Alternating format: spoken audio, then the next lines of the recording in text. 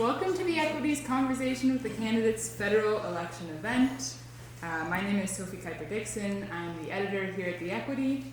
And I'm equity reporter Casey Jordan. And we're going to be your hosts and moderators for the evening.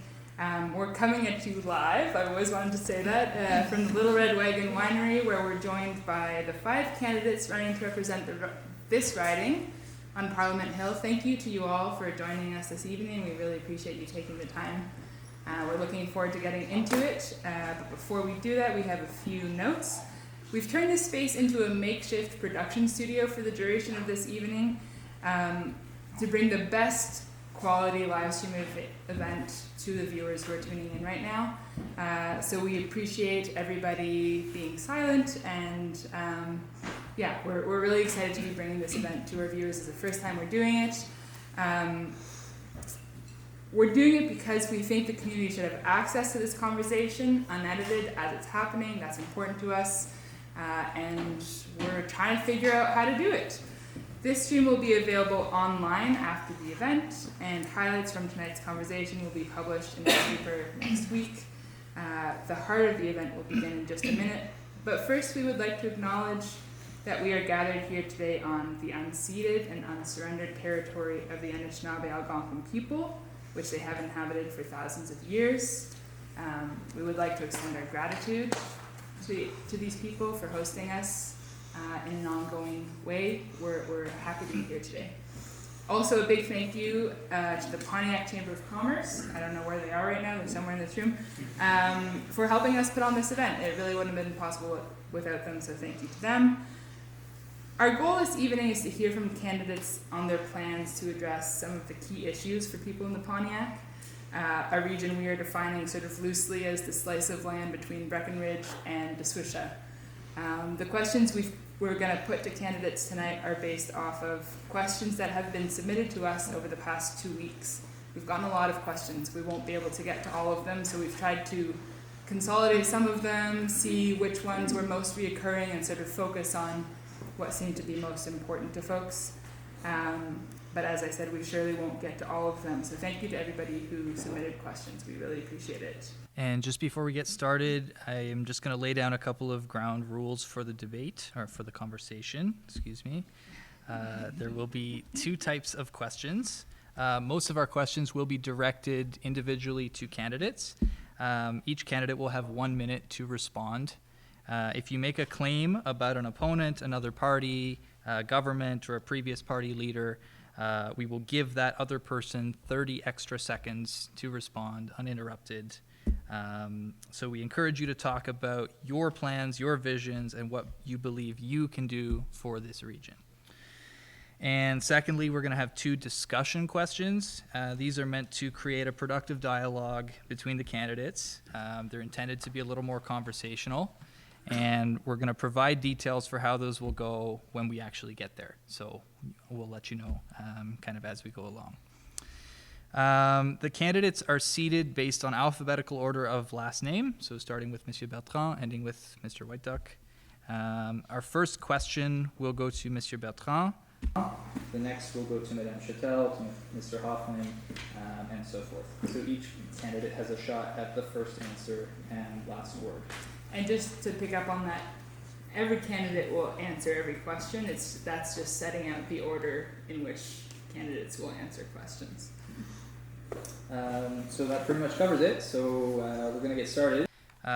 Before kicking off the conversation itself, we're just going to give each candidate 30 seconds to introduce themselves. So starting with Monsieur Bertrand, and then we'll go down the line. So, Monsieur Bertrand. Bonjour, mon nom est Claude Bertrand. Je suis candidat du Parti vert. Vous pouvez voir ma biographie sur le site web du Parti vert. Je vais utiliser le temps que j'ai pour parler de la réforme électorale qui est très importante pour moi. Il y a eu un projet de loi qui a été déposé en 2023 dans la Chambre des communes par Mike Morris du Parti vert. Et 39 libéraux ont été d'accord pour voter sur ça. Il y a eu 3 conservateurs, le parti NPD et les Verts ont voté, mais la grande majorité des libéraux ont dit non. 2 ans plus tard, Justin Trudeau a dit que c'était son plus grand regret, c'est de ne pas savoir voter pour une réforme électorale. Alors, notez que ma chère collègue ici, Sophie Chantel, c'est ça, Sophie Chantel, excuse-moi, a voté contre la réforme électorale. Merci, Monsieur Bertrand. Madame Chatel. Bonjour, my name is Sophie Chatel. I'm the Liberal candidate for Pontiac-Kitigan Zibi. We are at an historic moment.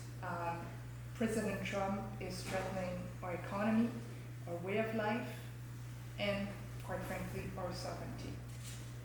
We cannot control Trump, but we can control what we do here in Canada. Nous sommes maîtres chez nous, master in our own home, and we control our economic destiny. Thank you, Madame Chatel. We're going to move on. Mr. Hoffman. Well, most of you know who I am and what I've done and what I can do, so I won't waste my 30 seconds on that. But after 4 years, I'm not sure that we know who Sophie is. I was surprised, Sophie, that Mark Carney wasn't here tonight. Last week you referenced Mark Carney 19 times. When I drive through Chelsea and La Plateau, I see almost as many signs as Mark Carney as I see of you. I don't know who we're electing. Are we electing Mark Carney to be our MP, or are we electing you? So tonight I want everyone to ask themselves, who is Sophie Chatel? Thank you, And Mr. do I Hoffman. have 30 seconds? Once, yeah. We're just doing introductions right now. Oh, Mr. Nolan, please. Bonsoir, mon nom est Brian Nolan. I have lots of experience in life. I worked in the private industry for 20 years. I worked in the federal government for 25 years. I was also a Miners Hockey Association of Nicolaine president for 8 years. So I was involved a lot in the community. And I'm here to represent the people of Pontiac. I'm not, if elected, I'm not going to be a person that you're going to see only once in 4 years. You're going to see me all the time.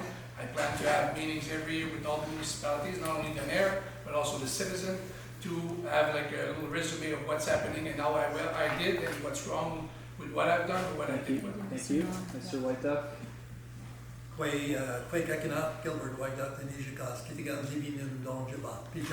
So I'm really pleased that there was an acknowledgement on the land, the traditional Algonquin territory that we're on, the unceded territory, and pleased to be here tonight as a candidate for the NDP. And I just want to mention that history is in the making in this riding. It's the first time that an Algonquin Anishinaabe ever runs in this riding, and I look forward to the discussion this evening. Miigwech. And we will give 1 minute to Madame Chatel to respond to the 2 times her name was mentioned. the one thing that my colleague is asking is, Mark Carney is so important because this election is about choosing a leader in who we can trust, a leader with the experience, with the vision and the plan to build Canada strong. And I'm very proud to stand by Mark Carney in this election. Thank you, Madame Chatel. We will be moving on to our first policy question. As a reminder, each candidate has 1 minute to respond to this question, this time starting with Madame Chatel. This question is top of mind for many as we brace for the impacts of the trade war from the United States. Beyond the easing of interprovincial trade barriers, which many of you have spoken to in the interviews we published last week, what is the most important thing you or your party will do to support Pontiac residents through the economic volatility and potential recession that may be coming our way? Look, I'm not going to sugarcoat it for you. It's going to be a difficult time. It's going to be tough. Trump is determined to change completely the global economy, one that we rely on prosperity. But we're ready. We're ready to respond. We need to fight, we need to protect, and we need to build. We are standing up to protect our worker by enhancing EI program. We also protect our farmers. We stand ready for that. We have doubled the revenue protection up to $6 million if they lose revenues because of tariff. We also provide funding to expand our trade and explore new markets like in Asia or in Europe. It's time to build a strong economy, one, not 13. We talk about interprovincial trade, but this is key for this region. It can unlock a full economic potential. So what we will lose with Trump's tariff, we might gain by unlocking the potential of our economy. Thank you, Mr. Chatel. Mr. Hoffman. Well, I'm going to take a much more local approach than Sophie did. I think it's going to affect the businesses, and it will soon affect the business at the Pontiac more, depending how long we have to endure this. But a good first step was what we had at Downtown Cafe a few weeks ago when the Chamber of Commerce hosted an event with Pedro Antunes from the Conference Board of Canada, who's a chief economist. And he really informed us a lot about the tariffs and the impacts of tariffs and the cause of them. But what's really good was when all the business people that were there attended, when we got away into breakaway groups, and we started discussing this, and we were beginning to form synergies that we never had before, how we could band together and help each other with new projects, new ideas. So definitely we have to look at this locally and all band together. And the first step was 2 weeks ago, which was very, very productive. Thank you, Mr. Hoffman. Mr. Nolan. Yeah, as a Conservative Party, what we're looking at doing is we're going to create a Canadian, Keep Canadian working plan. We have a $3 billion plan just for companies that will be affected by the tariff. And as we all know, Trump is unpredictable. And so that's why we have to create our a strong economy in the Pontiac, in Canada as well. So we have to, first of all, cut the free trade, have a free trade within provinces so that our farmers and our economy can sell from province to province without having a tariff or tax to pay. So that's going to help quite a bit. And help the agriculture and the forestry industry. So we're looking at doing a transformation at level 2 and level 3 within the region. So instead of just selling our raw material all over the place, we want to create industry in this region so that we can really transform our goods here and create jobs, good paying jobs, so people can stay here. I met a lot of people that are going to Val-d'Or, they're going to Northwest Territory to work. This has to stop. For 10 years, nothing happened here on the forest in the industry, and we have to put our energy back into this riding and to create jobs. Thank you, Mr. Nolan. Mr. White Duck? Well, there is no doubt that we're at a very important turning point in Canada, but the issues that this riding was facing existed before. The tariffs and everything to come, and many unknowns that are coming, are going to add to what was already there. And that's the unfortunate part, that you kind of waited for the last minute to react. And of course, what is most important in all of this is the sovereignty of Canada. And something we must not forget and make sure. It's one thing to say that you're going to stand up for it, but what are you going to do to demonstrate that and to make sure, I believe as an MP, I'm going to speak as an MP if elected, that you stand up and don't trade off anything that we've acquired as a country over all of the years that our veterans have fought for, our farmers have fought for. Don't trade it just to please a president that we don't know what he is going to do from day to day. Thank you, Mr. White Duck.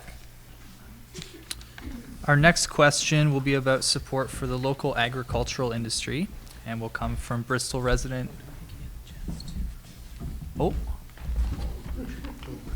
Yes, you're quite correct. Monsieur Bertrand hasn't had a chance to answer. Thank you. Let's get the clock going. Yeah. Here in the Pontiac-Kitigan Zibi, the industrial base is very minimal. There are wood plants producing softwoods for export to the U.S., and there will be farms and some tourism as well. The tariffs are going to affect our ability to export the wood. The wood's going to become suddenly more expensive for Americans. Similarly, the tariffs are going to make it more expensive for us, that is, the businesses here, to buy fuel, to buy equipment, to buy parts for the trucks. So business will be shackled with higher costs. And it will be important for the government to move quickly and provide subsidies where they see businesses failing prematurely or just failing altogether. Thank you, Mr. Bertrand. Now, our next question will be about support for local agricultural industry and will come from Bristol resident Tyler McCann. Tyler is the managing director at the Canadian Agri-Food Policy Institute and raises cows and goats on a hobby farm with his family. This question will go to Mr. Hoffman first. Mr. Hoffman and others, thank you for the opportunity to ask the question from the equity. Farmers, food processors, and others in agriculture increasingly say that governments do not understand the realities of agriculture and make it harder to be a farmer in Canada. While politicians often offer simple solutions like saying they will support supply management or axe the carbon tax, the challenges and opportunities of agriculture go far beyond that. What will you do that goes beyond those slogans to offer real support for the farmers and food processors in Pontiac-Kitigan Zibi? Well, for sure. As an example, in 1971, we had 140,000 dairy producers in Canada. Today, we only have about 30,000. A lot of that is because of the quota price of $20,000 to $30,000 per cow, which is too high for young farmers to get into the dairy industry. Sophie says that, you know, we're going to put millions of dollars into all these programs and how supply management is a pillar of our sovereignty. But if anything, it keeps Canadians back. We would, in the PPC, phase out the food cartel supply management that's found on 10% of Canadian farms. Mark Carney has actually said in February, just a couple months ago, Canada is not producing enough. That is why groceries are so high. We need to produce more. So this raises the question then, why are we holding back dairy farmers from producing more? We're one of the least productive countries in the economic world. So we have to unleash our farmers. For sure, we want to get rid of the food cartel. Mr. Hoffman. Mr. Nolan? Yeah. So the Conservative Party view on this is, first, we're going to be defending the supply management that's in place already. We have to protect our farmers. And I'm not saying I'm a farmer, but I owned a farm for 3 years, and so I got some experience in the farm industry, and I know how hard it is to be a farmer, and I understand some issues. That I didn't live all the issues that they're living, but I mean, I understand it. So we will be defending the supply management. We have to invest also in rural infrastructure, which is really important. And we will be supporting the sustainable practice through innovation and non-punishment, like carbon tax and fees and red tape that they have to go through. Thank you, Mr. Nolan. Mr. White Duck, please. Well, for me, what is always very important, of course, to defend farmers, of course, very important. But in order to defend farmers, you need to sit with them. You need to develop positions. And then be in Parliament and be able to bring these forward very forcefully, sometimes with the reigning parties who want to do all kinds of things and view it differently. But you got to do it with the people. You can't, it's not promises that make things happen. It's working with people and having an understanding of what the real needs are from many, many venues. To me, that's what's important. It's true dialogue and connection. And I could sit here, as I've said often, make all kinds of promises of this and that. But the greatest promise is to sit down with people and bring it forward as a package, truly representing the voice of the people. I would never pretend that I fully understand everything about farmers, but what I do understand, how important connecting to people so that they're feeding you, and that's your role to bring that to Parliament. Thank you. Monsieur Bertrand? There was no comparison in the size of businesses in the U.S. and Canada. A small Canadian farm would have 40 to 200 cows. In the U.S., they have 40,000, some businesses, some farm businesses, 40,000 cows. It's incredible, the scale. No doubt we have to protect the supply management. It'll become an issue in these negotiations with Trump. And Canada will probably have to pay dearly for it. That is, it's going to slow down the negotiations, but we have to protect supply management through the negotiations. Another issue that was raised about infrastructure, rightly so. I think we were all very hasty in removing the rail that was running here all the way to Fort Coulonge to get, same way along the 105, the 105. There was a rail going past Maniwaki.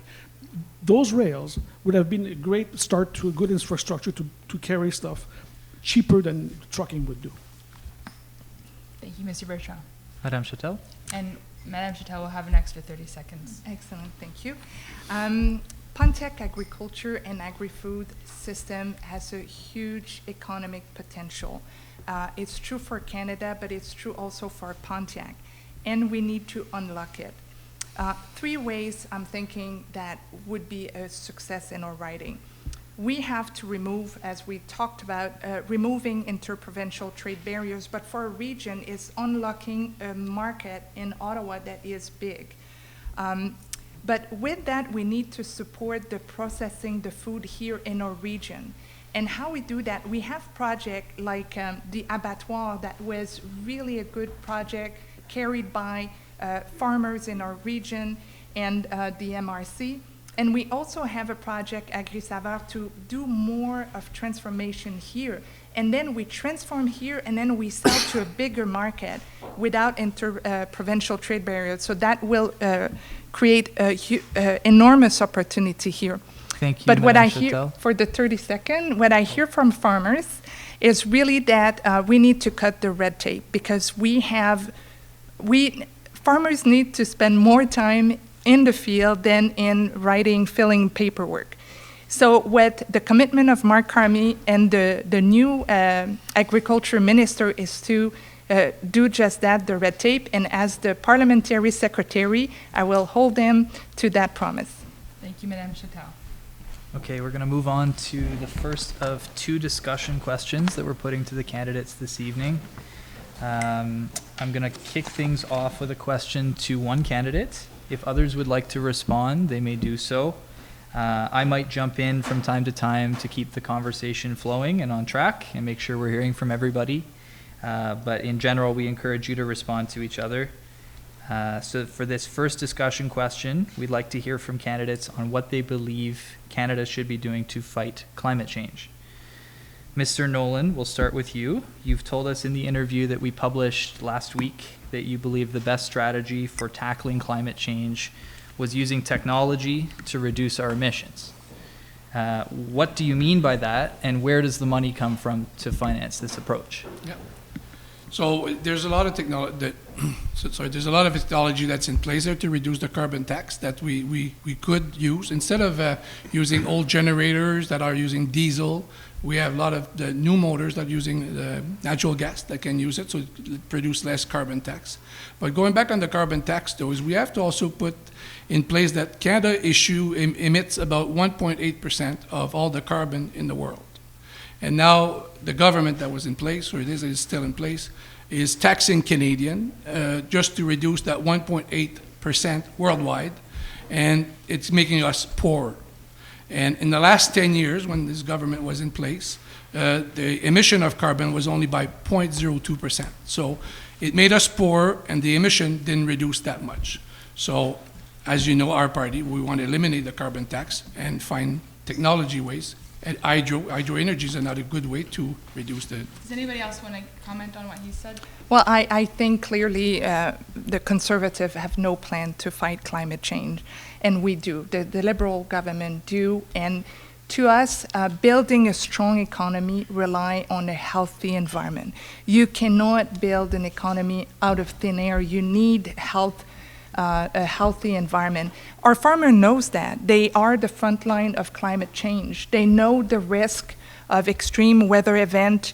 Their crops suffer from that. Their yield are reducing, and their stress is really high when they're fighting. They are the forefront of this fight. So we need to act. We need to protect our environment, and we need to reduce our green gas emission. We cannot just do, oh, well, Canada won't do it. We'll let other countries do that. This is not responsible. Everybody is in this fight, and everybody should reduce their green gas emission. Jump in on our own, or?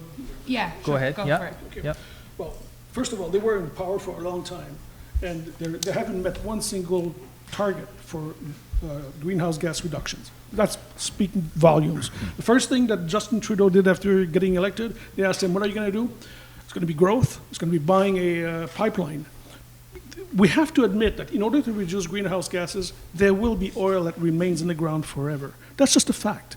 If we insist on extracting all of the oil and shipping it around the world, whether it's burned in my backyard or whether it's burned in China, it will still have the same impact on the environment. The Green Party is going to end subsidies to big oil. There are billions of dollars given to companies that make even ginormous amount of money. We're going to end exploration of fossil fuel. That's not where the future is. The future is doing what Denmark has done, what China actually is beating us to, building solar cells, research on solar cells, building alternative modes of power. Iceland is using geothermal. We are standing still, just pumping oil out of the ground until the day when we can't do it anymore. And we won't do it till there will be oil left in the ground, no doubt. We want to Thank build you. a Canada-wide electrical grid. Okay. Thank you. Anybody else want to weigh in on this? Mr. Hoffman, I'll jump in on what I was saying. I'd like to hear from other people on this. So, yeah, we have a Well, question. I hear a lot of top-down initiatives and programs and plans. Definitely in the PPC, we don't want no more government interventions. Certainly, we don't want to take direction from the World Economic Forum. We don't want to take direction from the United Nations. We believe that we can handle this ourselves. We're sending $450 million from now to 2027 to numerous countries on numerous programs. What's the oversight on that? How is this money being spent? Can I just ask, how exactly do you believe we can handle this ourselves? Like, what does that mean here in Canada? What does that mean? Let's talk about it in the Pontiac during this election on a small-scale basis. It's up to the individual to make an impact. Every individual that can make a small impact, it's like one drop in the ocean. You have to lead by example. I think at this table, at this election, out of the 5 of us, I have been the candidate that's led by example the most. These candidates are using plastic like there's no end to it. They're only putting their sign one side plastic. I'm using signs that are two-sided. I'm not using plastic zip ties. I'm using metal recyclable ties. You have to lead by example. Okay. Their leaders are not leading by example. Into the conversation here. And then Mr. White Duck. Yeah, Well- tell us about all the plastic you're using, Brian. Yeah, I'm using plastic. Of course, the tie wrap is plastic, but I mean, we're going to be recycling them. I think we're missing the case here. We're missing the point. Plastic, I The agree. point is individual action. No, We're see, all responsible citizens in the world. carbon We're tax- taking too much the direction carbon from tax the was going to put an globalists. incentive in people's own pocket to change their choices, to change from a gas car to electrical car. Carbon tax was going to do this. But we have to change the way large industry operates. I don't believe myself very much into carbon capture, but we have to do something to reduce the carbon. I can, Yeah, we should be planting 2 million trees like the Liberals promised, and they can't even keep that Yeah, promise. I think that when Todd talked leading by example, I wanted to highlight 2 big things that we've done. We have introduced a bill to protect the Gatineau Park, which is big. We also work with Kitigan Zibi and lead the project Kiji Maninan, which means together in a canoe, because that's what we are, together in this challenge, to make the Outaouais the first region in Canada to be the first to have a roadmap to protect our nature. And it's also economic importance because the Gatineau Park attracts 2 million visitors. It has economic impact. Protecting our outdoor nature here has a huge impact Thank and you, the Madame potential Chatel. for growth. it's Thank you. unfortunate that we Thank still you. I'd have like to housing bring Mr. development White Duck in south. on this. He hasn't spoken. Please. Am I allowed? Yes. Okay, thank you. Thank you. I thought I was being excluded again. Being on my ancestral territory, I feel a little bit insulted, to be honest. And indeed, if we're going to speak about climate change, which is not new, it's not the new flavor of the day. It's been coming at us for a long time. And we need to ask, and I agree with Todd, that, each one of us have a responsibility in all of this, and sometimes we need to be told, what are you doing? And then, but that responsibility, I believe, there needs to be some support mechanism. And I believe that large industry in Canada needs to be paying a hell of a lot more for what they're doing. And that kind of money should be reinvested in green technology, supporting farmers, whatever that may be. That to me is important. Indigenous people have been saying it for a long time. What are we doing to the sacred waters? What are we doing? What are we allowing for it to be done? And whatnot. We don't have all the answers. We have a lot of them. Our elders have always brought to that, and we need to bring that to the table. And in a riding like Pontiac, it's putting those things, those mechanisms, and again, go back to the people, work with the people, invest in the people and what they're going to do. The only growth that we can allow We're out to, of time on this question. Thank you, Mr. Bertrand. And thank you, everybody, for that first round of discussion question. We're still figuring out how to moderate it, but we appreciate you all throwing your hat in the ring and if you have something to say in the next one, just throw it in and we'll intervene if we want to hear from somebody else. Our next question is about healthcare. We know this is largely a provincial issue, but when we asked Pontiac residents what they would be voting on in this federal election, an overwhelming amount of them said healthcare. And this isn't that surprising. The Outaouais Region's healthcare network is chronically underfunded by the province by an amount of $350 million a year. We've been suffering from severe staffing shortages because we're losing our nurses and other trained medical staff across the river. So joining us tonight is Josie Bouchard, counselor in Campbell's Bay, and one of the spokesperson for local healthcare advocacy group Pontiac Voice, to ask a question on this subject. Thank you for having me. So And I'm gonna scoot you this way to get you into the camera frame so everyone can see your beautiful face. Thank you for having me. Of course, healthcare is something that everybody every day lives. Either a family member or themselves have issues concerning healthcare. So of course, it's a major issue, especially in our riding. As she said, we're 350 million underfunded in the Outaouais, so you can imagine what it percolates down to our region, when in the rural area, how bad that could be to us. They're talking about closing a CLSC in Low, so everybody's on high alert, hoping that nothing to that effect will happen. So my question is, how do you at the federal level are going to champion the needs of people in rural area for health services and health care and social services? How each of you will be able to help us along with that? Well, I'll jump in because nobody else is. No, we have a planned order. Oh, we do? Okay. Yeah. Mr. White Duck, the question is for you first.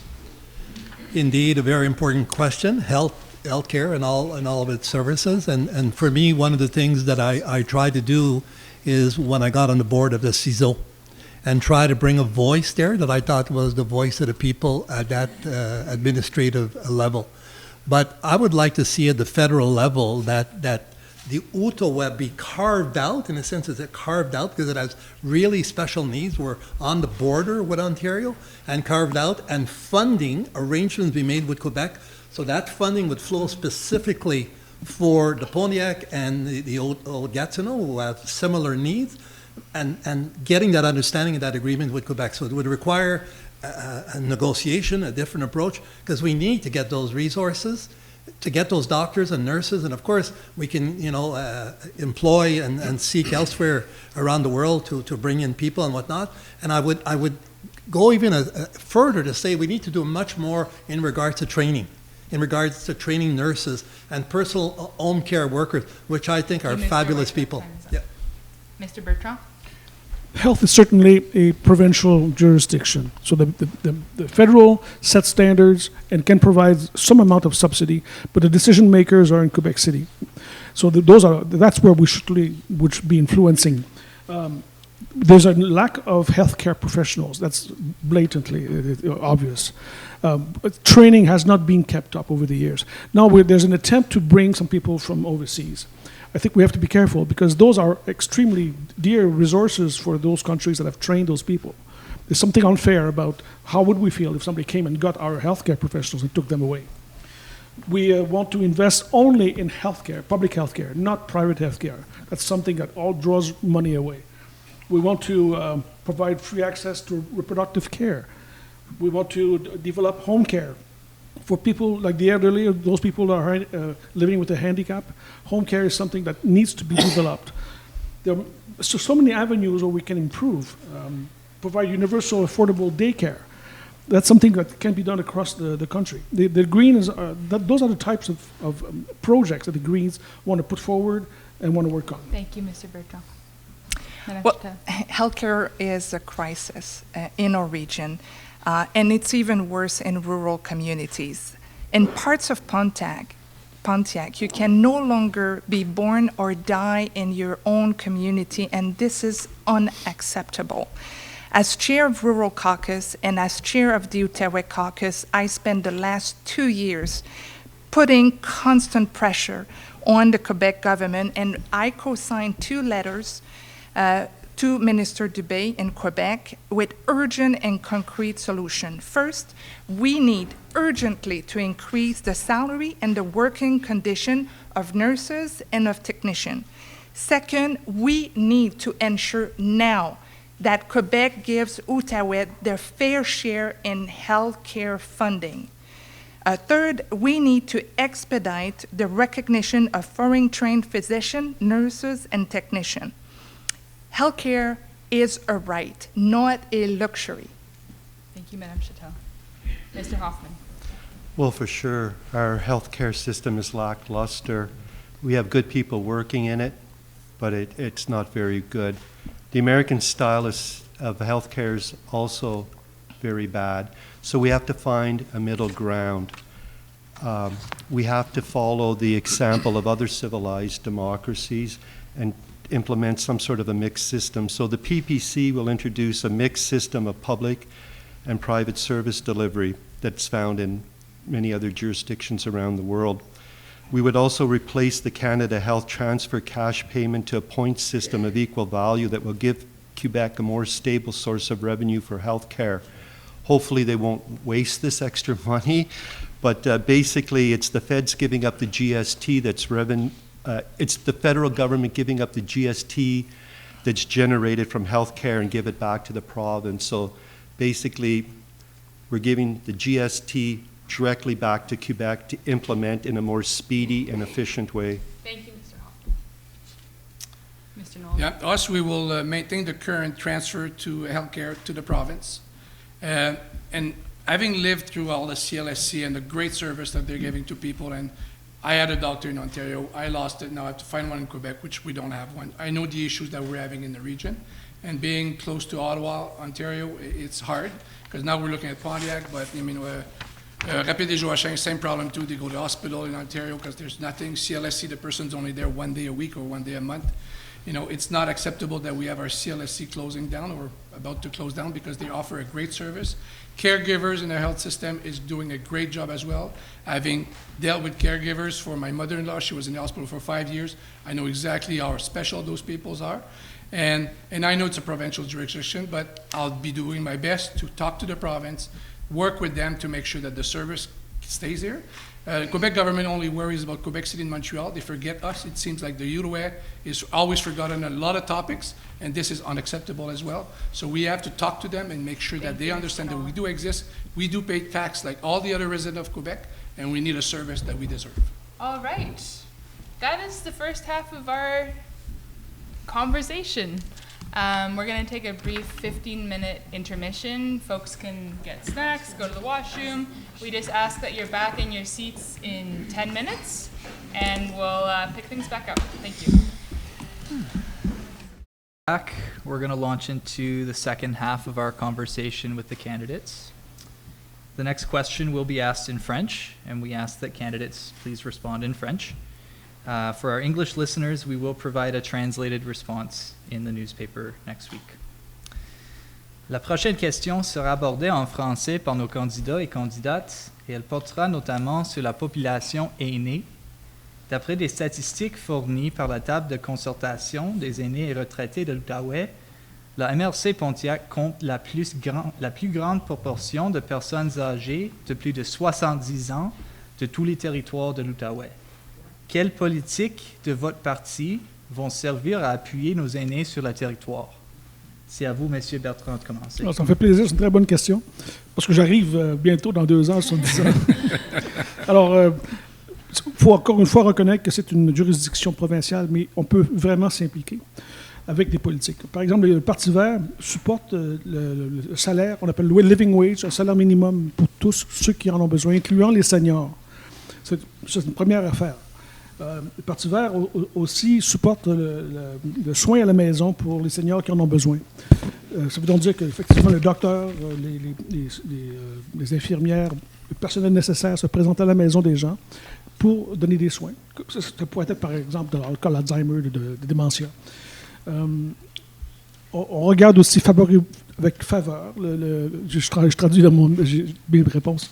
On regarde Communal Living Facility, donc des places où les gens peuvent vivre avec plusieurs différences d'âge ensemble. C'est très populaire dans certains endroits, en Danemark entre autres. Il y a plusieurs choses à faire. On a des initiatives que le Parti vert met de l'avant pour aider les seniors. Est-ce Oui. qu'on peut, Oui. tu peux dire un, mais Time's up. on Pardon? doit avancer à Madame Châtel. OK. Merci. Écoutez, les aînés ont travaillé fort toute leur vie et ils ont droit à une retraite dans la dignité et dans la sécurité. C'est pour ça que notre gouvernement, on a indexé les pensions, d'une part, ça c'est important, surtout en termes d'inflation, mais on a aussi introduit des mesures très importantes. Le plan dentaire bénéficie à des milliers de citoyens de la circonscription. On a augmenté la sécurité de vieillesse pour les 65 ans et plus.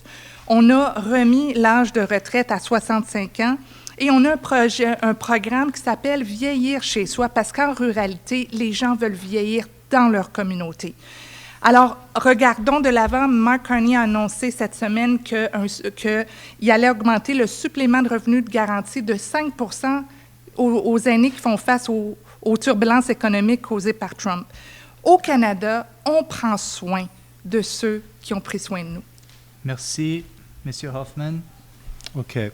With apologies to all the French listeners, I'm only functionally French, so to give an adequate answer in French, it would take me 4 times as long and I wouldn't be able to hit the salient points.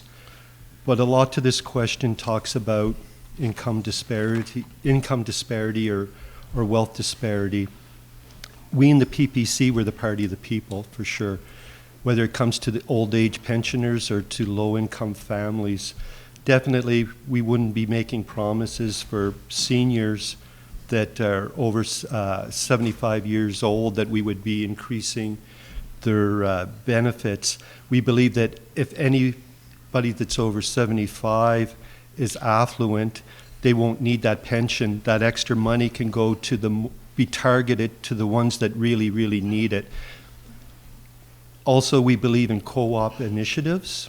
I think Claude sort of touched on that a little bit on housing. So basically, the PPC is all for empowering people. Thank you. Monsieur Nolan, en français, si Oui. tu peux. Nous, au Parti conservateur, le premier 34 000 $ que les personnes au-dessus de 65 ans ont va être sans impôt. Impôt fédéral. On ne sait pas ce que le Québec va faire, mais côté fédéral, il n'y aura pas d'impôt pour le premier 34 000 $ de gagné. On veut aussi repousser la date pour les retraits des rires à 73 ans, au lieu d'être 71. Alors, ça va être 73. Puis on sait aussi que les personnes âgées, où ce qu'ils demeurent, c'est très important. Puis, les personnes âgées, ils ont construit notre Canada, le Canada qu'on connaît, qu'on a bien aimé. Et puis, il faut qu'ils restent chez eux le plus longtemps qu'ils peuvent parce que c'est leur place où ils sont confortables. Je sais par expérience que le CLSC ou les CLSC offrent un service impeccable. Les docteurs viennent à votre maison. Les infirmières viennent à votre maison pour vous porter des soins. Fait que plus longtemps que vous pouvez rester dans votre domicile où ce que vous êtes confortable, mieux ça va être pour vous. Alors, nous, on est là pour prôner, en fin de compte, que les personnes âgées restent le plus longtemps possible dans leur milieu parce que c'est là qu'ils sont confortables. Merci. Monsieur Whitetuck.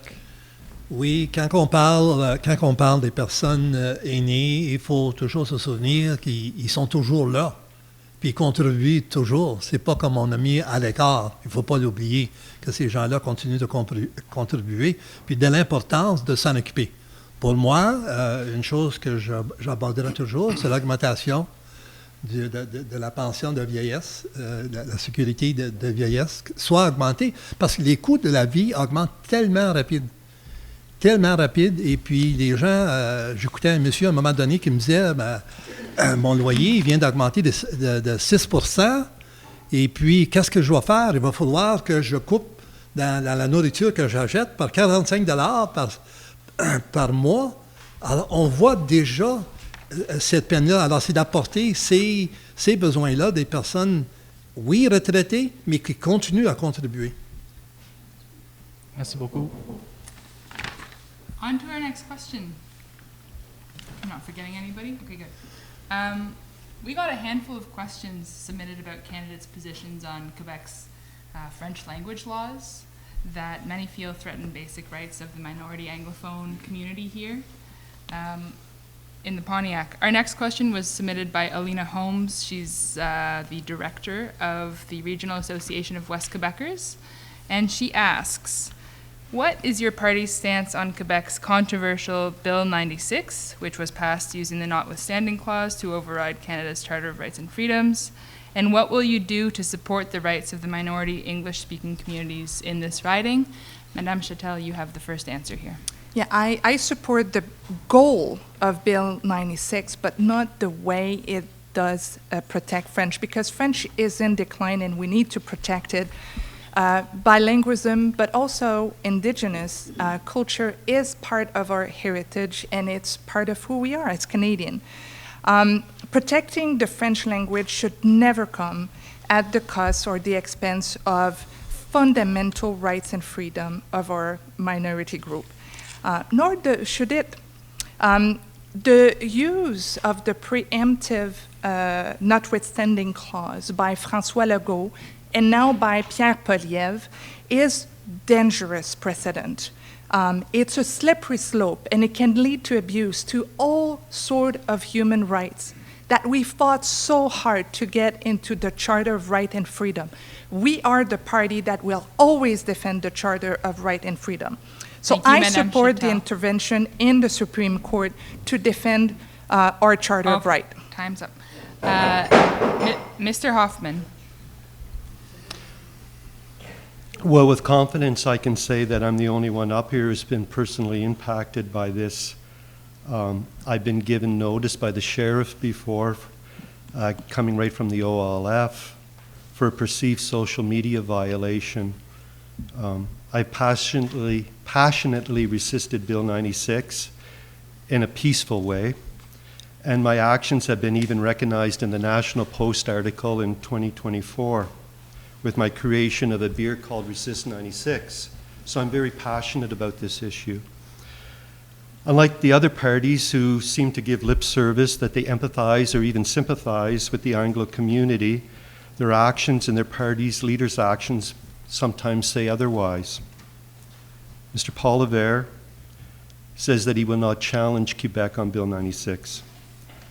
The NDP leader seems to, in my opinion, support Bill 96.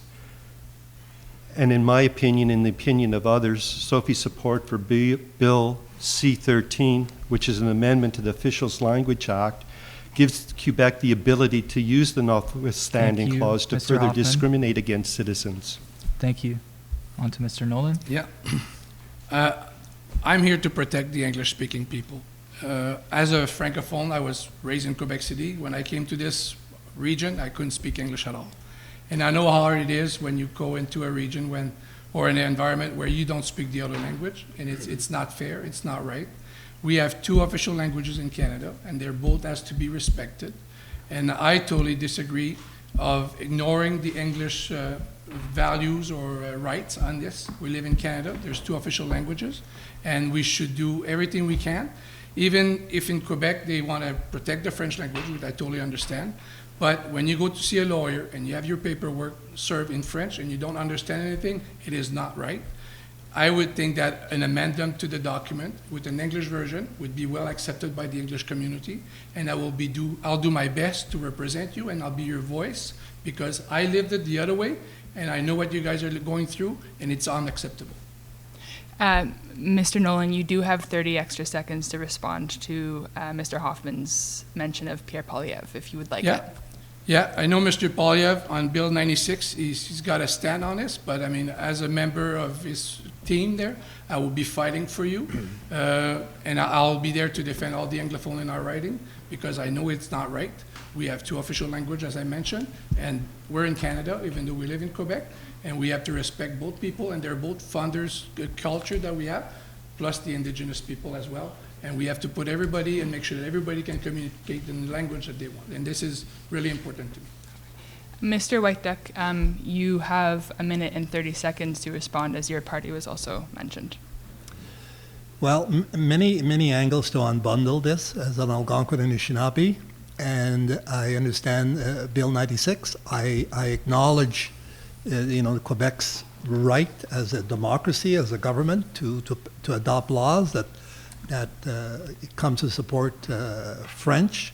But obviously, having whatever we want to call it, complementary documents or documents in English, having access to that is very important because many of certainly the indigenous communities and other people have been forced to learn English. We've been forced to learn English or French. But at the same time, our Anishinaabe-Moan language, we speak of 2 founding nations, 2 languages, but in this country, there is indigenous people. There's Algonquin Anishinaabe. When you did the opening, you acknowledged the land you were on. You did not acknowledge the language and the role that indigenous people play. And our language now is really, really difficult. To strengthen this country is to strengthen indigenous First Nations languages that have been here forever. And you know, when I fight and speak about those things, I will also fight and always fight for English rights and English language being used for so people can get appropriate services, especially health services, especially among other things. That would be a battle that to me I would always take on in a good way, in a positive way, in a meaningful way with people, trying to convince people. Not promising, but trying to convince people of how this change is important for the good and the health of the people. Thank you, it's an Mr. investment. Thank you. Mr. Bertrand? This is a question that probably will live with us for quite some time. Hopefully we'll find some way of reaching a balance between what is convenient, what is an easy accommodation. I don't think that we've reached that proper balance at the time being. Stephen Harper declared Quebec actually had a vote in House of Commons declaring Quebec a distinct nation. I think it's undeniable. It's important to recognize the right of Quebec to decide of its political and constitutional future. In the same way, Quebec has the right to make a law that makes French the official language of Quebec. Does this exclude any flexibility to accommodate other people? No, it does not, I think, exclude it. Accommodations can be made on a per-case basis, but where it comes down to the survival of the language. Thank you, Mr. Bertrand. So, Madame Chatel, you have 30 seconds to respond. Yes, in response to the engagement, the action plan enacted with Bill C-13, I really support investing in our minority English language here. In Shawville, we invest in the SEDEC, which help English minority group to find employment, to learn French. So it's an institution here in Shawville, but it helps English community all across the riding. So and beyond, it's a Quebec institution. So I'm very proud of the investment we've done in those key institutions. Thank you, Madame Chatel. Thank you. We're moving on to a new topic. In the lead up to this event, we had as many questions submitted about candidates' position on the war in Gaza as we did about agricultural supports. Our next question comes from Shawville resident Emma Judd, one of the people who wanted to hear from candidates on this subject. She will ask her question. Mr. Hoffman, you will answer first. And we will move over so that she can get in the frame. Since Hamas's October 7th attack on Israel, in which Hamas killed 1,200 Israelis and took over 250 hostages, Israel's military operation in Gaza has resulted in the deaths of over 50,000 Palestinians, including 17,000 children. A UN report has found Israel's war tactics to be consistent with genocide. The International Criminal Court has issued an arrest warrant for Israeli Prime Minister Netanyahu on accusations of crimes against humanity.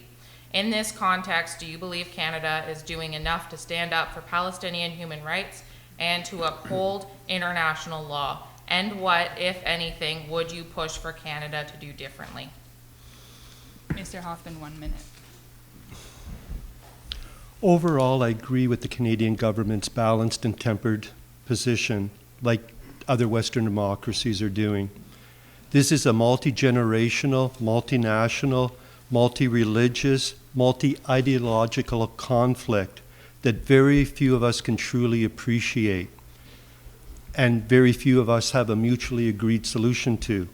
I, like the vast majority of us, feels sorrow for the innocent victims on both sides.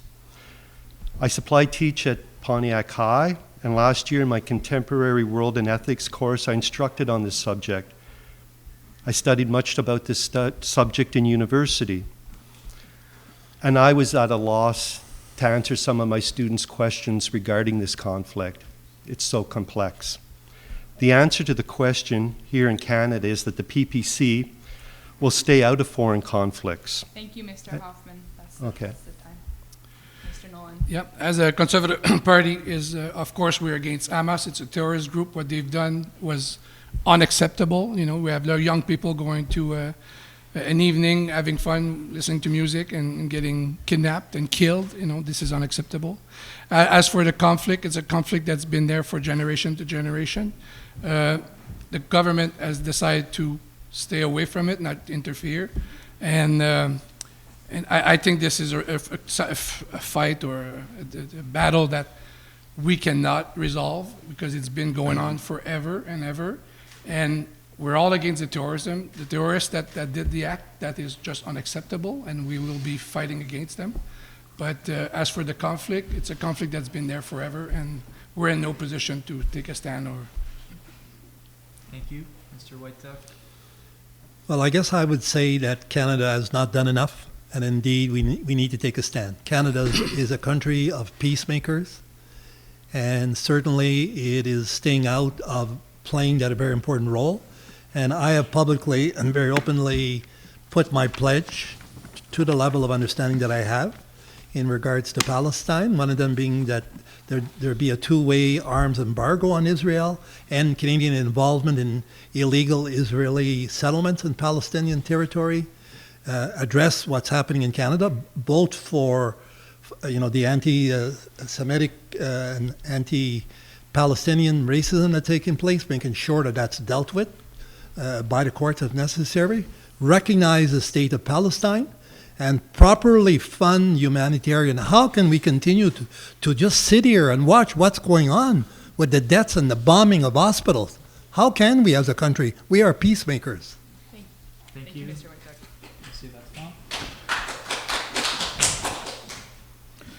While I listened to my colleagues talk, I put down a number of words, and I'm not even sure where I should start. A lot of it I agree with, a lot of it I don't. I had the pleasure of working in Israel when I was a young kid, Olive University for 3 months, right on the border of Israel and Lebanon. It was a great experience. The Israeli people have accomplished a lot through the years for their own nation. However, there was a cost, and the cost the Palestinians have paid for it dearly over the years. Ever since the Balfour Declaration in 1917, I think it was, where they essentially moved the Palestinians aside to move Israel in, it was a decision of the British. Those are the people we should be blaming for this mess. But the 1,200 hostages that died, unfortunately, it's a build-up over the 70 years. You must not take those atrocities. I'm not apologizing for them. We must not take these atrocities as separate from what happened before and what happened after. I think it's a genocide, just by proportionality of the number of deaths. Thank you. Thank you. Thank you. Bit of an unfortunate point to interrupt you on. I use a G word. Madame Chatel? Human rights are at the core of who we are as Canadian, and even war have rule. Canada should and can be again a voice for peace, for justice, and for humanitarian law. These principles are exactly what unite us as Canadians. The October 7 attack and the following complete devastation of Gaza is heartbreaking. Over the last year or more, I worked intensively with the Muslim community of the Outaouais. I was a strong voice for that community. I'm a strong advocate for a ceasefire, for sustainable peace, but for rebuilding Gaza. I support, with the Muslim community, we talk about that. We support the Egyptian reconstruction plan, rebuilding Gaza for and by Palestinians, and I hope that Canada can play a key part in that. Thank you, everybody, for answering that. Our next question will be asked by Kim Laroche, who's here with us at the table. I'm just going to scooch over and do a little shuffle here. Kim is the Director General of the local food bank Pontiac, and also coordinates positive mental health and suicide prevention programs for local men's shelter Autonome Pontiac. She will ask this question in French, and we ask candidates respond in French. As mentioned earlier, an English translation will be available on our website and in our newspaper next week for those who prefer English. Kim. Merci de me recevoir. Comme l'a mentionné Sophie, je travaille pour différents organismes dans la région qui soutiennent les personnes à faible revenu. Depuis un certain temps, la demande pour de l'accès à la nourriture à la banque alimentaire ne cesse d'augmenter. L'itinérance aussi, et nos refuges sont pleins, faute de logements abordables ou faute de logements tout court. Le développement économique, c'est important, mais concrètement, qu'est-ce que votre parti ferait maintenant pour aider les personnes à faible revenu? And this question begins with Mr. Nolan. Bonsoir. Nous, le Parti conservateur, on a déjà fait une annonce qu'on allait réduire les impôts de 15 % pour les personnes qui sont à bas revenus afin de sauver de l'argent, avoir plus d'argent dans leur poche. Également, on va construire des maisons, mais des maisons abordables. On ne construira pas des châteaux, on va construire des maisons à prix modique. J'ai fait le tour à Maniwaki, j'étais allé voir la popote roulante qu'ils ont à Maniwaki. Les personnes font un ouvrage exceptionnel. La personne me dit que, là, environ 3 ans, il y avait environ une 50aine de personnes. Aujourd'hui, sont au-dessus de 200 qui profitent de ce service-là. Puis les personnes qui travaillent là, ils ne font même pas le salaire minimum, ils font des 80 heures par semaine. Puis, on n'a pas besoin d'aller loin. Là. Moi, j'ai vu des itinérants à Gracefield, à Gatineau. On sait où il avait l'ancien aréna Robert Gartin. C'est plein. Ça a l'air d'un dépotoir, puis c'est de valeur. Parce que là, le monde n'a plus d'argent. Le monde, ils ne savent plus où aller. Ils vont à la banque alimentaire, puis ils font la ligne pour aller à la banque alimentaire. Ils n'ont même pas assez de nourriture pour nourrir tout le monde. Alors... Thank you, Mr. Nolan. Merci. Monsieur White Duck. Premièrement, merci aux banques alimentaires.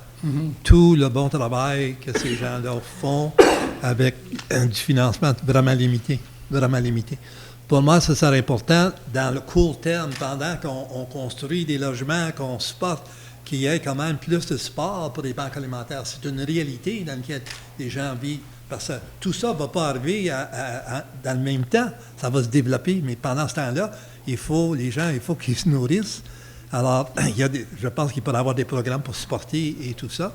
Moi aussi, je vois beaucoup d'itinérance un peu partout, de gens qui n'ont nulle part à aller, manque de services, mal compris, santé mentale, dépendance et tout ça.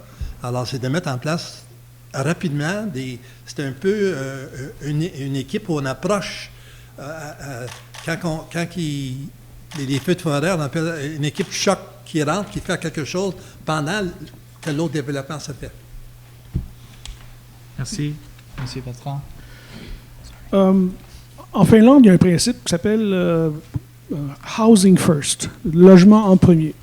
Ils ont réalisé que si on veut aider des gens qui ont un problème de dépendance, de l'abus de dépendance, je devrais dire, ou tout autre problème émotionnel ou psychologique, il faut absolument les mettre dans un logement à long terme, un logement à eux, à long terme, à eux. Parce que c'est la seule façon de stabiliser l'individu, puis ensuite on peut l'aider. Alors, logement 1, ensuite les autres aident. Évidemment, le logement et manger vont ensemble. Les partis verts vont avoir ce qu'on appelle en anglais un living wage. Excusez-moi, je n'ai pas la traduction ici. C'est un salaire de soutenance, un salaire minimum, peut-être que c'est le meilleur terme, à tous ceux qui n'ont besoin. Alors, c'est point à la ligne, vous avez le droit à l'avoir. Il n'y a pas d'impôt en dessous de 40 000 $. Les logements vont être abordables. Ça veut donc dire, dans les définitions, c'est le coût du logement par mois devrait être moins d'un tiers du revenu de la personne. Bertrand. Madame Châtel. Oui, merci à Kim parce que ceux qui ne connaissent pas, Bouffe Pontiac est un service essentiel et Kim fait un travail extraordinaire. J'avais le bonheur d'être là avec mon équipe à Noël, puis c'est extraordinaire le travail qu'ils font avec peu de ressources. Mais bien gérer notre économie pour qu'elle crée de bons emplois bien rémunérés et bâtir du logement abordable, c'est une des façons pour rendre la vie plus abordable pour les Canadiens puis les gens ici dans notre circonscription. Mais la vie n'est pas facile et il y a des actions très concrètes qu'on a faites. Donc, on a tout d'abord ceux qui vont perdre l'emploi à cause de la situation économique. On a ajusté l'assurance-emploi pour eux. Mais aussi, je voudrais parler de l'allocation pour enfants, parce que cette allocation-là a sorti 30 000 enfants de la pauvreté ici dans notre circonscription. Donc, ça, c'est quelque chose qui aide les familles. On a aussi le programme dentaire pour les gens de la circonscription, des milliers en bénéficient qui n'avaient pas ça avant. Merci. Merci. Merci, Kim. Je peux-tu ajouter quelque chose? Whoa. Monsieur Hoffman doit répondre aussi. Pardon. S'il vous plaît, Monsieur Hoffman. Okay. Whoa, but my apologies again. But what I do have to say I feel is important. One of the ways that we can alleviate some of the problems with the food banks, I believe, is, as I referenced earlier, we're not producing enough food. If we could get rid of red tape, we could be producing more food. This would lower prices for low-income people. Why are we dumping milk down the drain, some farmers, when we could be selling that at a subsidized rate or donating it to food banks or giving it to single mothers right off the bat? I would say the food bank should be having more food and we can produce it and we can sell it to them for a subsidized price or even donate it to them for a subsidized price. There's too much red tape when it comes to food in Canada, which is holding a lot of low-income families back. Also, with regards to housing, we believe in power of the people. We believe in co-op initiatives. Thank you, Mr. Hoffman. Okay. And apologies again, getting ahead of myself here. We have arrived at our last policy-related question for the evening. Excuse me, can I just add something else on the last topic there? It won't be long, just 2 minutes there. 2 minutes, not even 2 seconds? 2 seconds. I'll say it in English too, so I want to make sure everybody hears it. So when I did my tournée around the riding there, I went to a place in Messine there, and they have affordable housing. They have nice little apartment. It costs $500 a month, and they are subsidized electricity and gas. And you know what? The people that live there, they were really happy. And I think we should make more of those available. They're maybe 500-600 square feet, but they were so happy to live there. And I think we should make more of those. Nice. Et j'ai oublié de mentionner, I just Il est trop tard. to mention, but for Kim who asked Everyone gets 5 extra seconds. For Kim who asked an excellent question, we are deploying the National Food School Program, which will be a very important program because if we want our children to go at school without an empty stomach and learn and become and reach their full potential, this is a very important program. Okay. Monsieur Bertrand. We must build prefab houses here with the wood from the Pontiac. So we have on a les gens sont capables de travailler, on a le matériel. Alors, pourquoi pas le faire? Il faut le faire. Il faut faire un projet comme ça. Okay. Mr. White Duck, would you like to add anything? Oui, rapidement, pour juste indiquer que je comprends mal. Moi, peut-être que je dis toujours, je suis juste un Indien qui vient d'une réserve. Plein de choses que je ne comprends pas. Mais pourquoi est-ce que toutes ces choses-là n'ont pas été faites auparavant? Quand on parle de nos enfants, quand on n'a pas investi dans nos enfants, dans les écoles, les enfants qui allaient à l'école avec manque de nourriture, si on y croit vraiment aux prochaines générations, là, on arrive aux élections, puis il y a plein de promesses. À un moment donné, là, assez, c'est assez. Merci. Mr. Hoffman, is there anything you'd like to add? Just that if we want to build affordable housing in Canada, Mark Carney said that it takes a wartime effort. If it takes a wartime effort, we have to reignite the sawmills. If we reignite the sawmills, we need more trees. I referenced before the 2 billion trees that the Liberals have failed to plant. Sophie didn't reply. Can you please reply back to that? 30 seconds, Madame Chatel. What Mark Carney have been saying is that we need to build more affordable home with our wood. And I spoke with the forestry sector. They thought it was a great idea. It can unlock the potential as we're facing enormous tariff on our forestry industry. So that is a measure that they look forward to, build more home with our wood. Thank you, everybody. Now, we are moving on to the last question of the evening. I am going to shuffle back into the middle of the table. Here we are. So we've spoken about the economy from the angle of what's needed right now in this moment of this trade war and the anxiety that we're feeling around this. For this last question, we want to come into this question of our local economy from a different angle. Aside from the immediate anxiety that I mentioned caused by this roller coaster of a trade war, the bigger picture question of how to bolster Pontiac's economy, bring more jobs here, from what I've seen both on social media and in the questions that have been submitted to us, this is what voters are really asking about. Most of the comment threads are asking about this. The survey we've done lists jobs, economy, under healthcare, I think.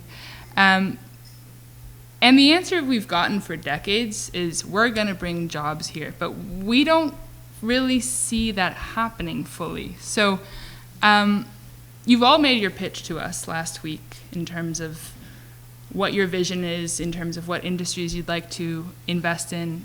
We can't assume everybody's read that as much as I would like to.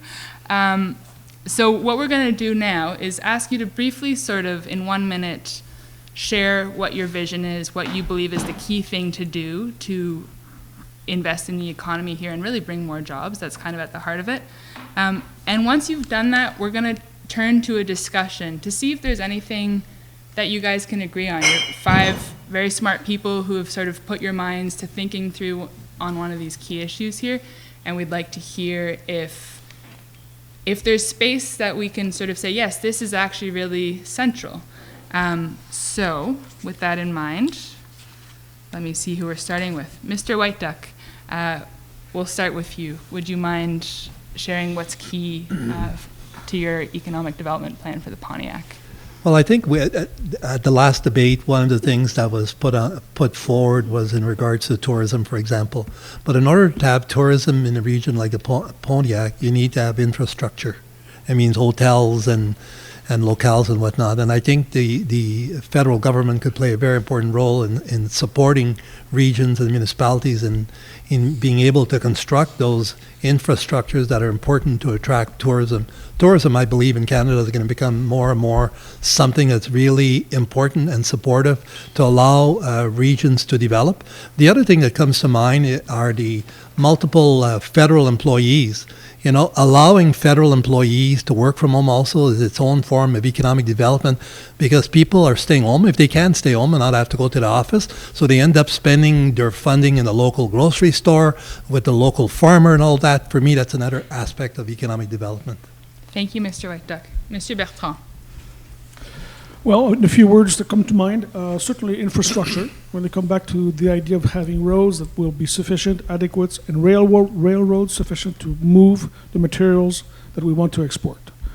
We need startup businesses. We need to kickstart businesses. So that's either by bringing funds from the outside, private equity, or public funds. Again, there are countries out there where the government represents 70% of the ownership of the housing, and we're not talking about communist societies, capitalist societies.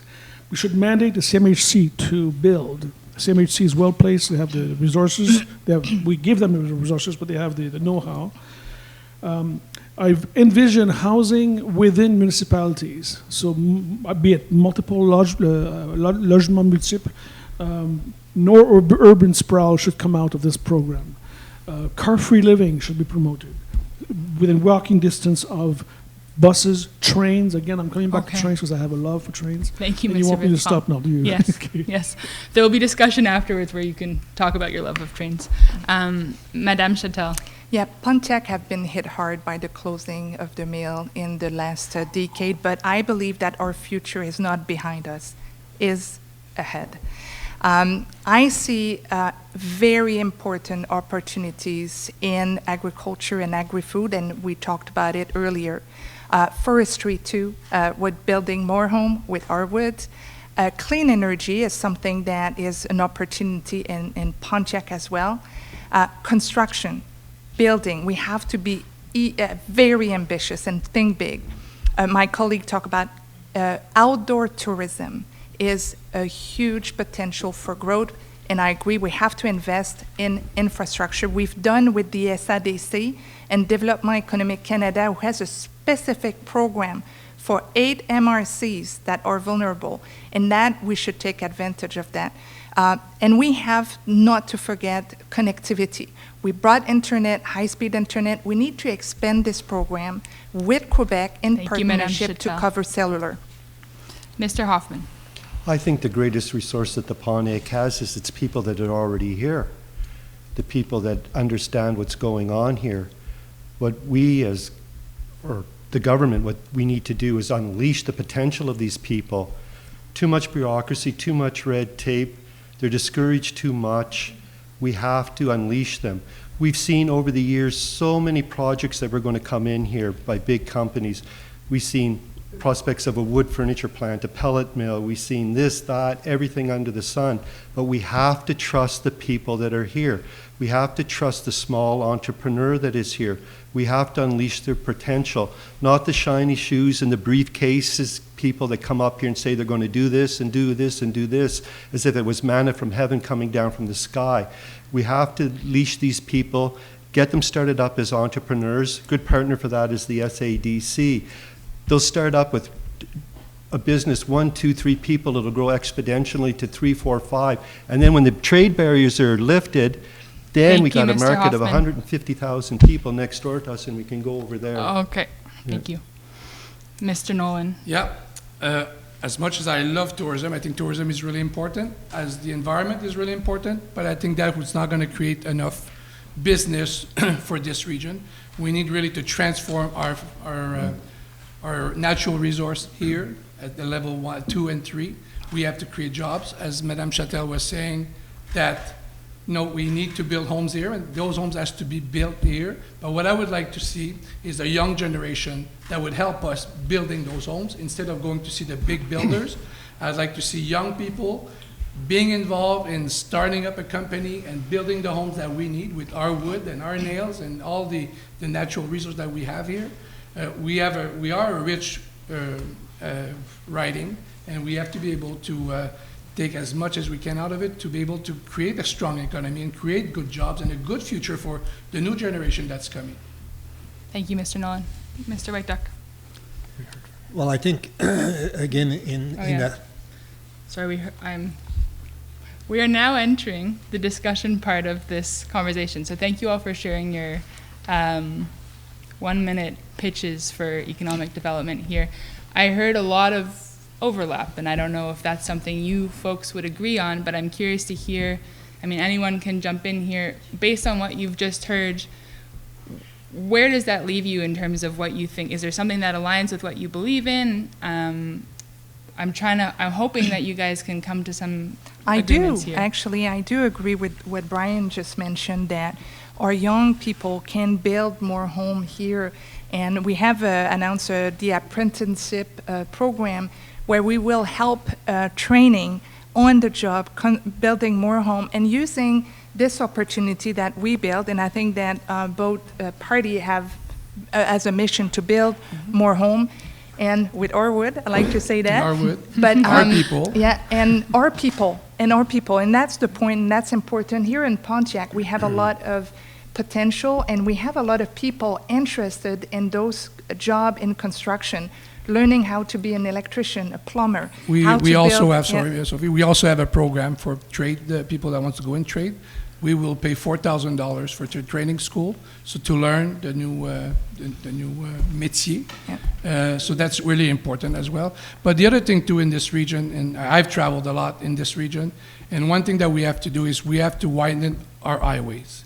If we're going to create industry here, new industry, and bring new products here, we cannot keep the 148 the way it is. It has to be a little wider at some places there, so that our goods can go out to a new region, to a new place. So I'm hearing you both talk about training tradespeople. And for us, it's 15,000. Okay. To be able to build. Are you homes. making this up here now? No.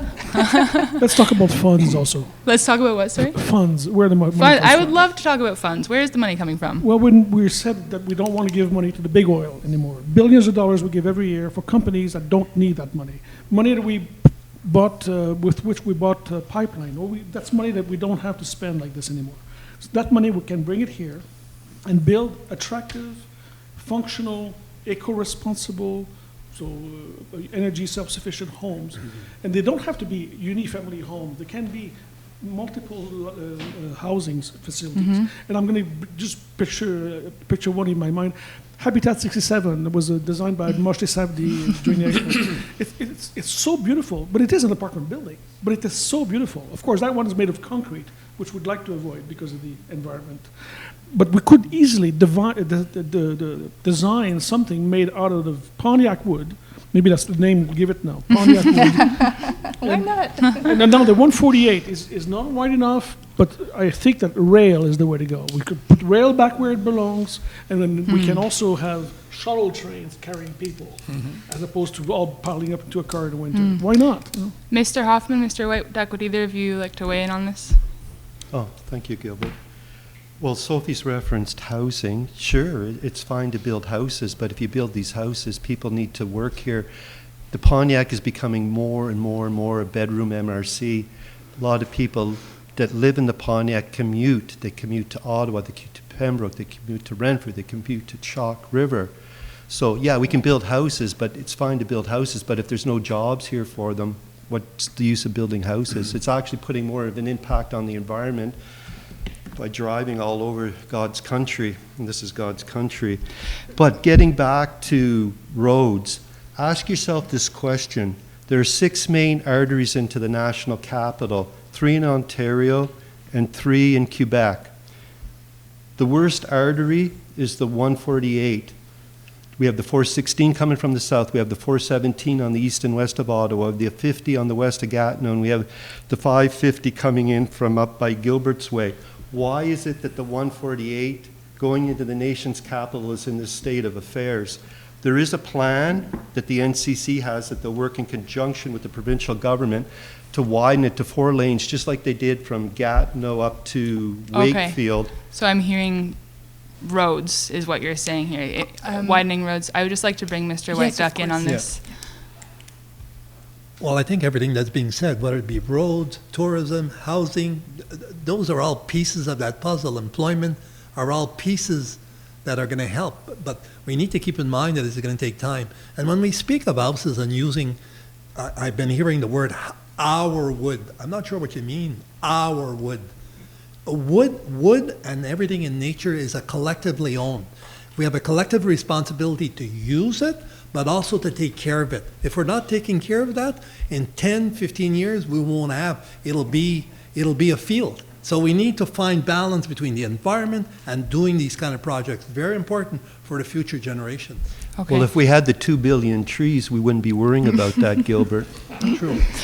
We were talking about infrastructure, and one thing we should not leave out, and it was very important in this region, to build more housing. We have to support municipalities in order to build more municipal infrastructure.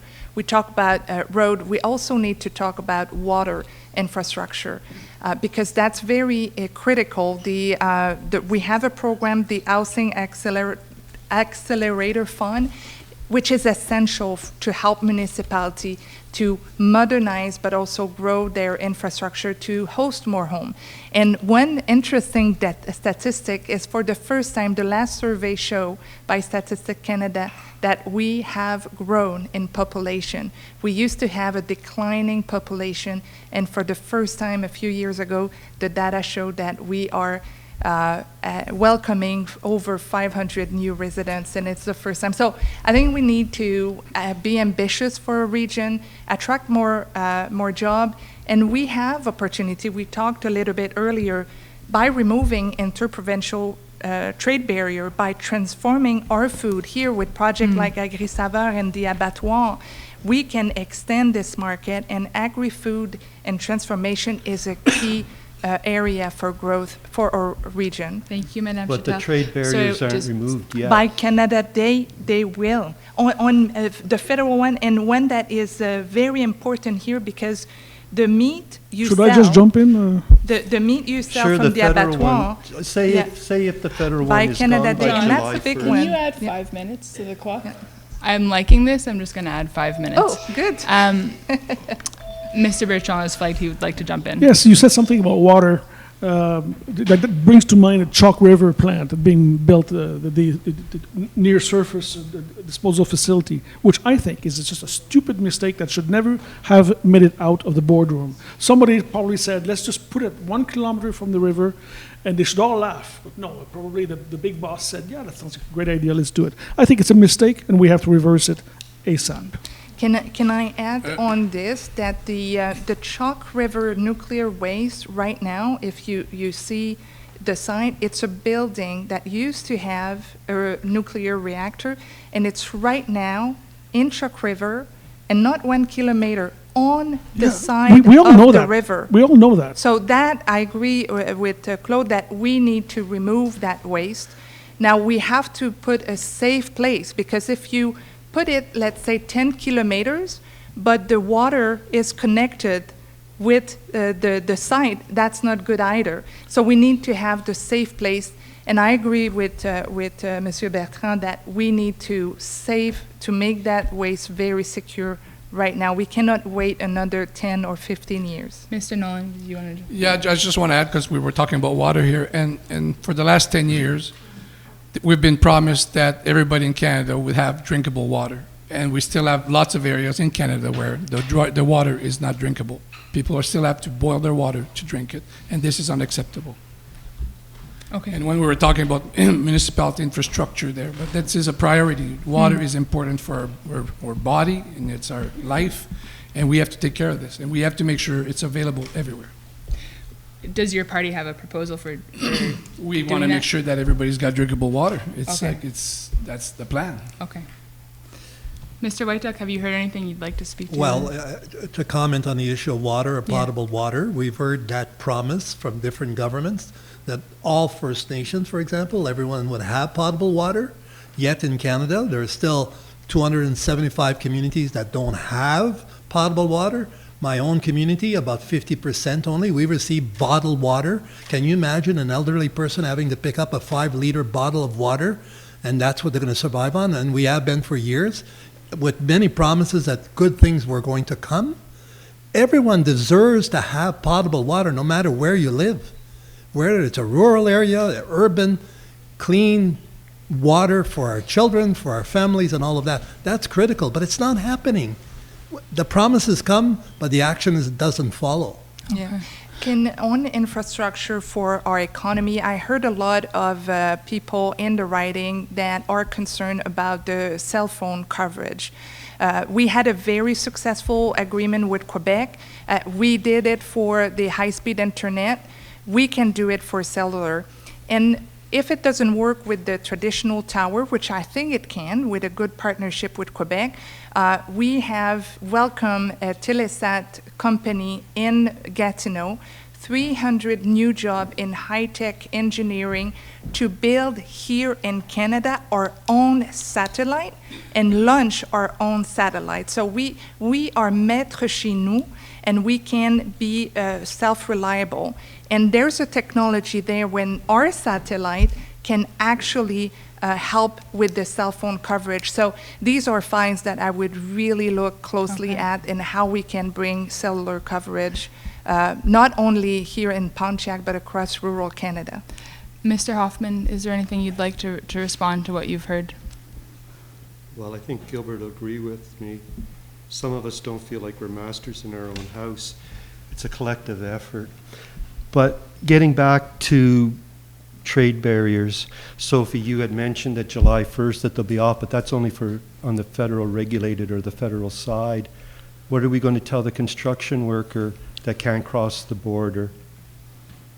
What are we going to tell an engineer who's in the Pontiac, whose engineering stamp is not recognized in Ontario? We're denying them their opportunities. The Liberal government under Chrétien tried in '94 to ease these barriers. They tried in Trudeau government in 2017 and they failed. Instead, you were so focused on gallivanting all around the world, making free trade agreements all over the place when we did not have free trade in Canada. If it's free trade is lifted everywhere, Sophie, I promise you this, I'll be the first one to telephone and congratulate you. Oh, wow. I will. Okay, because I'm taking the Yeah. partisanship out of it. Yeah. But looking at the track record, I Yeah. don't see where your party has did it. There's nothing like a good crisis to focus the mind. So definitely the federal trade barriers will be out by Canada Day. But I'm told, and I cannot speak for provinces, that a lot and significant part of the provincial, interprovincial trade barriers, including those in Quebec, We're out of they will time. reach I- an agreement very soon. And so I think I'm really Sophie, hopeful. it's premature to say that you get the job. Okay, yes. We're not there yet. That it- There's 2 more it's- weeks. it's- There's 2 more weeks to go. It's not about the job, it's about being the advocacy and the voice of our community. And it's not with the election that it ends. No matter what the outcome, we are all leaders in our community and we all have a voice and we Okay. have to use it. We have Thank to move you. on. We Yeah, have to move on. thank you for doing that with us. We appreciate it. Time goes fast, and I wish we could keep it going. But Each of you is going to have another chance to speak here. We're just going to do closing remarks. We're going to give each candidate 1 minute for last remarks. Monsieur Bertrand, could you please start us off if there's anything you'd like I'm to going to end on the same theme that I started with. We need an electoral reform. The system that we have right now does not give each and every Canadian the ability to know that the vote counts. And that's why we have lower and lower vote participation. I'll give you an example. The Green Party have 5% of the vote in 2019. 5% of the vote, 5% of 338 is about 17 MPs. So if we had a proportional representation, we would have 17 MPs in the House of Commons, much more of a say, much more of an influence over environmental matters, over social matters. But no, the system, the first past the post system does not allow that. Air Canada is buying $4 billion worth of Boeing aircraft. I think that with the government ought to tell Air Canada, you want Canadians to fly these airplanes, and what Boeing has done to C-Series from Bombardier when we wanted to sell in the U.S., we should tell Air Canada massively, let's get rid of this. thank Choose you, another Mr. airplane. Bertrand. Thank you. We're going to move on to Madame Chatel. 1 minute, please. The stakes has never been higher than in this election, and you have a choice to make. I'm choosing Mark Carney because I believe he's the only one with a real economic experience managing crises. He has a vision for Canada and a plan to make Canadian economy one of the strongest in the G7. We have ambition, we can think big, and we're strong and united. We can not afford taking risk at this election. Like Mark Carney, I will fight for you, fight for Canada, for Pontiac, and for our future. It's time to build. Thank you. Mr. Hoffman, one minute. Well, I agree with what Claude said. If we had electoral reform, proportional representation in Canada, the PPC would actually have more seats than you, Claude, because in 2021, we got 880,000 votes to your 340. So we would probably have 25 MPs. It doesn't matter. Both parties would be represented stronger in Parliament. So I would like everybody to look at the PPC. The PPC, since its foundation in 2018, was the party that was way ahead of the curve. We were ahead on the problem with mass immigration. We were ahead of the curve on internal trade barriers. We're a party that's putting out ideas that resonate with Canadians more and more. The problem is we're being drowned out of the conversation. It's a shame that our leader, Mr. Bernier, has been denied to be in the all candidates or the leaders debate. So we're just going to keep plugging away. The thing is to get the ideas out there, and I really strongly recommend that you look at our policies. Thank you. Thank you. Mr. Nolan, 1 minute. Yeah, it is an important time in our life right now. The election is crucial. And Mr. Carney, when he got elected, he lied to us about when he resigned from as a chair of Brookfield. Mr. Carney also put money in offshore account when those companies should have paid tax in Canada. And he just didn't pay tax in Canada. Instead, I did it. And that's not right. Us as Canadians, we pay our tax. We have to pay tax. And if we don't pay tax, Revenue Canada is going to be after us. And he was able to put his companies without paying tax in Canada, and that's not fair to us, because that money should have been ours. Now, we have, you're not finished yet, I'm talking, so. And I don't think it's right, I don't think it's right, and I think it's a crucial time, and we have to make the right decision. If you look at the past history of Mr. Carney, the British government, or the prime minister that were there at the time, they both said that it was the biggest mistake they made to have a prime minister, as if we would call him as a prime minister. Thank you, Mr. Nolan. We're going to give Madame Chatel 30 seconds to rebut. Yeah, just to reply, I think what's important to say is that everybody has to pay their fair share of taxes here in Canada.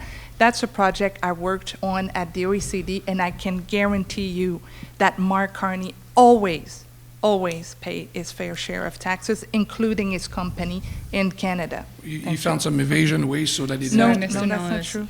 that was your minute. Mr. White Duck. Well, my closing words would be that I am running under the banner of the NDP and what it represents. Doesn't mean I agree with everything. I have a voice of my own. I'm not here to speak about Jagmeet Singh. He can speak for himself.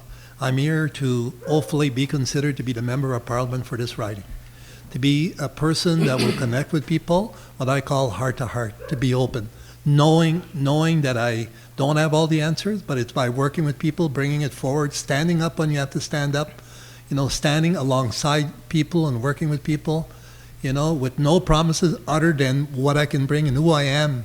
And as Algonquin and Anishinaabe that have struggled, as our nations have known genocide, poverty. I've known all of those things. I've lived those things.